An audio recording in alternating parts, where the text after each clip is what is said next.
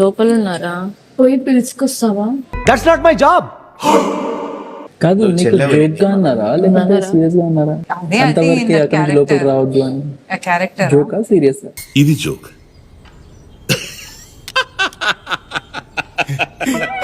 నిన్నేమో Janu Paradise దగ్గరికి అక్కడే ఉండి మాట్లాడు అంటే దాని మొహం మాడిపోయింది. తెలీదా నిన్న గంట పాపం ఫీల్ అన్నట్టున్నారు.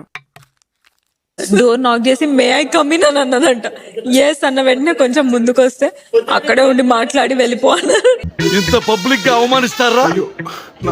పద్మవ్యూహం సీరియల్లో పర్యటకు కూడా ఇంత అవమానం జరగలేదురా. ఇట్లా అన్నకి ఇట్లా చూసరికి నేను ఉన్నా, నవ్వుతే మహేష్ అన్న ఇట్లా అన్నాడే.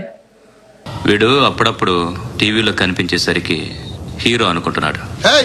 హీరోనేరా హీరో. మీరు స్ట్రైట్ ఫార్వర్డ్ అని పెట్టారు కదా, అది అట్లా వాళ్ళు యాక్ట్ చేస్తున్నారా నిజంగా స్ట్రైట్ ఫార్వర్డ్?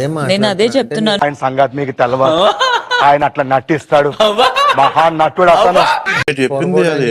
మీరు స్ట్రైట్ ఫార్వర్డ్ అని చెప్తారు, బట్ వాట్ యాక్చువల్లీ ఈజ్ మీరు డిస్రెస్పెక్ట్ జరుగుతుంది అన్నది. బేసిక్ గా ఆయన స్ట్రైట్ ఫార్వర్డ్ అని ట్యాగ్ పెట్టుకొని హిస్ డిస్రెస్పెక్టింగ్ ఎవ్రీథింగ్. కరెక్ట్, ఇది కరెక్ట్ గా చెప్పావయ్యా.